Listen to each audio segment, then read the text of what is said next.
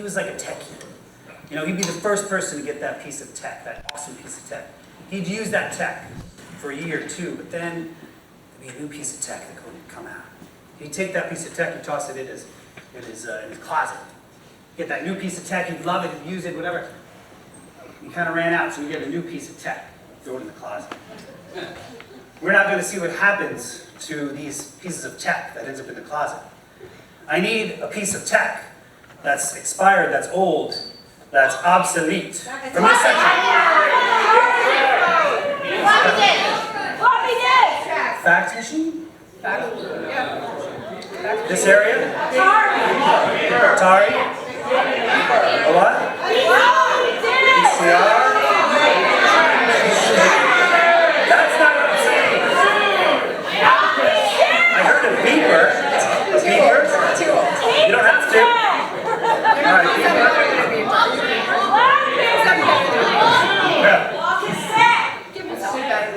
Okay. Atari? I got Atari.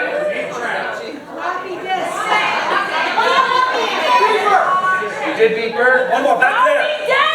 What? Floppy disk! What she said? Floppy disk? Alright, floppy disk. So these are obsolete technologies, and you're gonna, listen to what their journey is with George.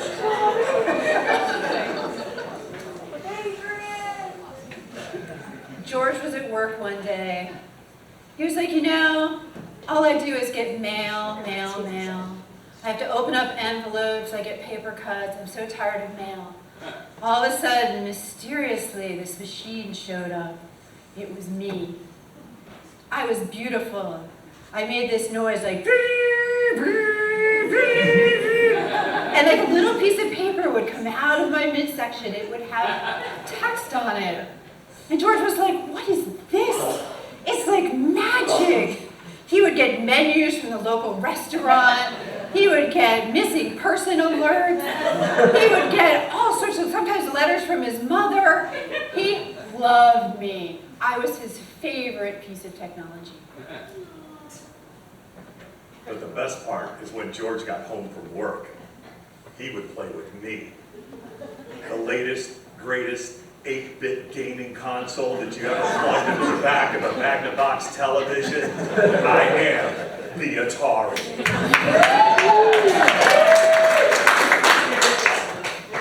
Four colors. He would play me every single night, and the best part is because there were 2 controllers. You could actually play yourself, and you could invite a friend over. That joystick would get hot by 9 o'clock. We had the best time together, gaming, playing, buying new cartridges. It was a great time with me and George. George was excited when he brought home his very first Macintosh computer. The Macintosh could do many things as long as you knew how to use DOS. One thing that George was very excited was to teach his young son how to play the game Oregon Trail. They survived dysentery together. Were they a doctor or a banker? No one knew. But every night he would come home and pull out that 1 kilobyte's worth of data on the floppy disk and whip it into the machine. And off they went on their Conestoga wagon.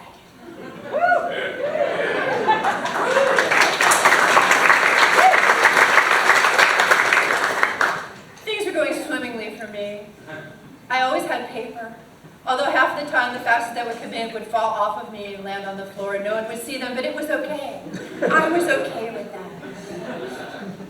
Pretty soon there were 1 or 2 or 3 personal computers hanging around the office, and then there were more, and then there was something called email. And all of a sudden I wasn't used quite as often as I used to be, except for things like doctor's notices and prescriptions and sending stuff into the insurance company. I was feeling a little bit sad and a little bit lonely. But after feeling lonely at work, George got to me, the Atari. One of the things that George just absolutely loved playing with me was Pitfall. Let me tell you, he could get that main character to be able to jump over those crocodiles and land perfectly on their heads. At times he would be able to swing the vine perfectly across so it was timed so he wouldn't fall into the pit. The only problem though is that the Atari, because George played it so much, he would start to overheat me. And so sometimes he would have to stop a game and pull a cartridge out.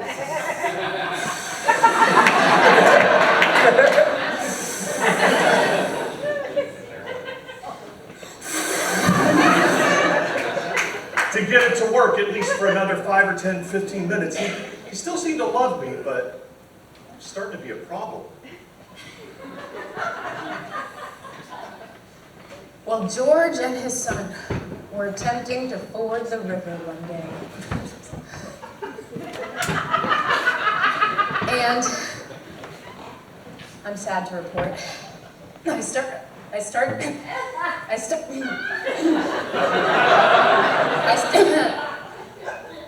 to not feel so well. And they pounded on those keys and they pounded on those.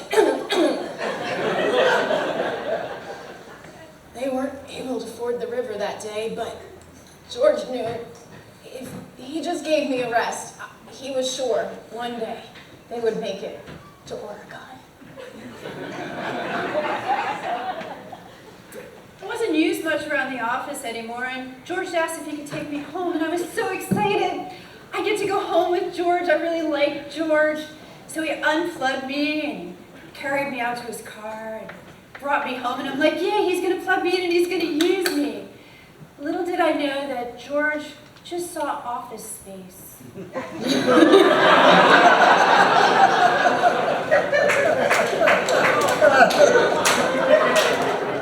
He brought me out into his backyard with sledgehammers, baseball bats, and tire irons and friends. And he put me down on the ground and he looked at his buddies and he said, "Have at it!" And they started beating the crap out of me with a baseball bat and a tire iron. They just mallets and everything, and I flew into pieces, and I thought he loved me, but he ended up just killing me. Bastard.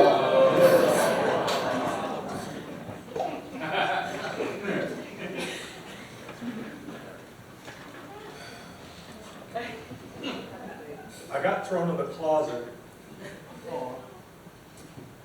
because of one thing. It wasn't having to blow on the cartridge. It wasn't the fact that you could actually take the little rubber thing off the joystick and stick it on your forehead and pretend to be a unicorn. A lot of people like to do that. I don't know why. It was this game. Most popular movie ever in the 80s. But the game. Oh God, the game. E.T. should have phoned home. That game is the most horrific game that has ever been created. In fact, to this day, there are still 150,000 copies of it buried in New Mexico. And it put Atari out of business. It was so terrible. George was so frustrated playing the game, he had no choice but to pick me up and throw me in the back of the closet.